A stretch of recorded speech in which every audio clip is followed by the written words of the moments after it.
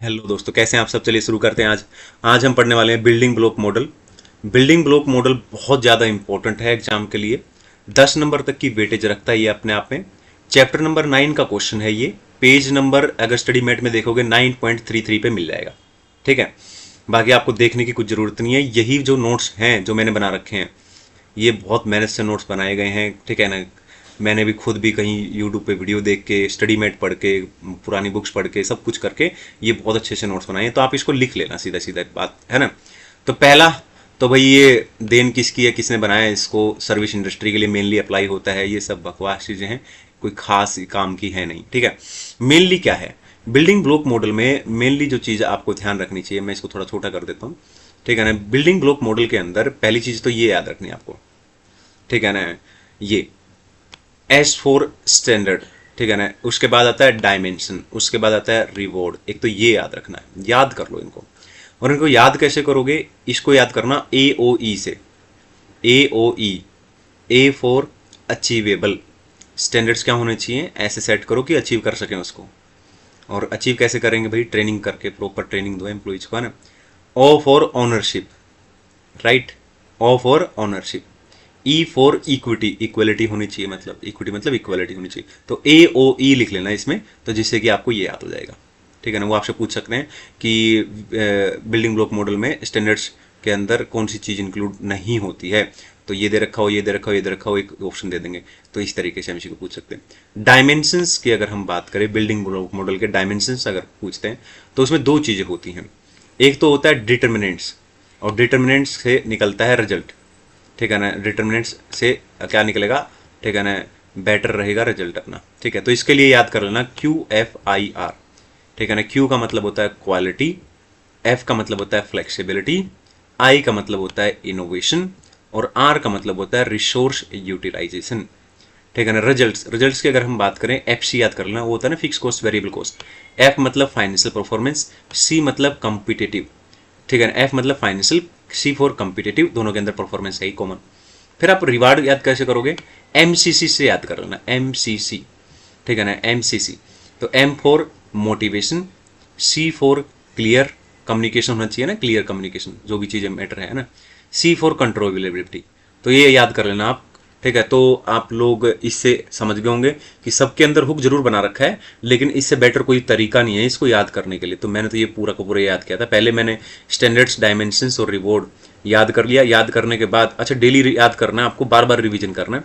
ठीक है ना, तो फिर ए ओ ई, QFIR, FC, MCC ये याद हो जाएंगे, तो अपने आप याद हो जाएगी। बाकी चीज़ें आपको कुछ ज़्यादा ज़रूरत है नहीं। हालांकि यहाँ पे डिटेल थोड़ी थोड़ी मैंने एक्सप्लेन कर रखी है, तो मैं आपके साथ शेयर कर लेता हूँ। ठीक है, चलिए।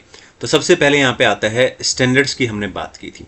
तो स्टैंडर्ड्स में जैसा कि मैंने बताया, ए ओ ई, ए फॉर अचीवेबल, मतलब जो भी हम स्टैंडर्ड्स डिसाइड करते हैं वो रियलिस्टिक होना चाहिए।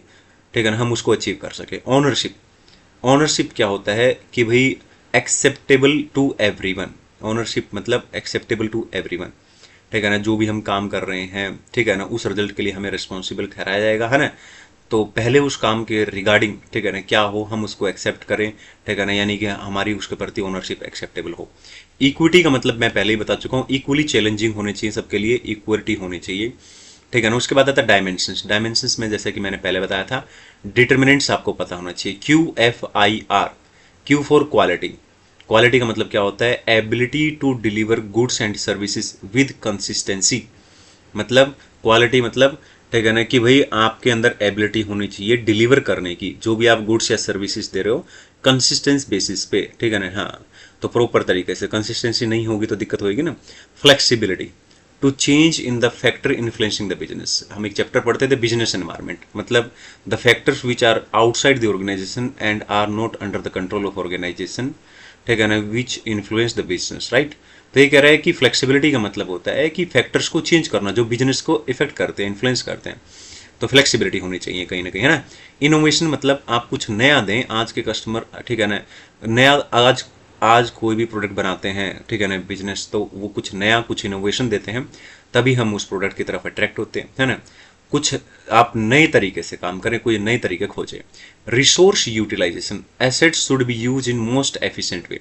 जो भी एसेट्स है ऑर्गेनाइजेशन के अंदर उनका हम एफिशिएंट वे में अच्छे से यूज करें, ऑप्टिमम यूटिलाइजेशन करें, ठीक है ना। उसके बाद आता है इससे रिजल्ट क्या निकलेगा अगर हम ऐसा करते हैं तो financial performance can be use to identify area of strength and weakness, ठीक है ना। फाइनेंशियल परफॉर्मेंस का यूज कहाँ पे कर सकते हैं हम लोग, ऑर्गेनाइजेशन के अंदर वे एरिया जो स्ट्रेंथ और वीकनेस है ऑर्गेनाइजेशन के लिए उनको आइडेंटिफाई करने के लिए इसका यूज कर सकते हैं। Competitive performance, how are they different from their competitors, ठीक है ना। इसके अंदर ऑर्गेनाइजेशन अपने आप को ये देख सकती है कि वो अपने कॉम्पिटिटर से कैसे अलग है, ठीक है ना, कॉम्पिटिटर के साथ अपना कंपेयर करके किस तरीके से वो, ठीक है ना। इसके बाद आपको रिवॉर्ड भी देना चाहिए, है ना। रिवॉर्ड के रूप में MCC याद रखना, M फॉर मोटिवेशन।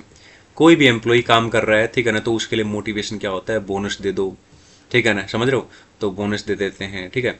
क्लियर का मतलब क्या होता है, कम्युनिकेट करना चाहिए, जो भी मैटर है कम्युनिकेट करना चाहिए, एम्प्लॉयज के साथ क्लियरली कम्युनिकेट होगा तभी वो इफेक्टिवली एफिशिएंटली उस पर काम कर पाएंगे। कंट्रोल, कंट्रोल का मतलब क्या होता है, over which they have some control और इन्फ्लुएंस, ठीक है ना। कंट्रोल का मतलब क्या होता है, ऐसी चीज जिसके ऊपर कंट्रोल और इन्फ्लुएंस है, ठीक है ना, उसके ऊपर कंट्रोलेबिलिटी करनी चाहिए, ठीक है। तो ये है, बाकी इसके अंदर नेक्स्ट क्लास में हम लोग एक क्वेश्चन करने वाले हैं, ये बहुत ज़्यादा इंपॉर्टेंट है, ठीक है ना, और बहुत मतलब बहुत ज़्यादा इंपॉर्टेंट है, ठीक है। ट्रिपल बॉटम लाइन, इसका मैं एक क्वेश्चन, एक केस स्टडी भी कराऊंगा आपको, लेकिन केस स्टडी के क्वेश्चन और जो प्रैक्टिकल क्वेश्चन है उसके लिए मैंने अलग से लिस्ट बना रखी है। 11 क्वेश्चन छाट रखे हैं मैंने, जिसमें प्रैक्टिकल क्वेश्चन हैं और स्टडी मेट की केस स्टडी दे रखी है मैंने।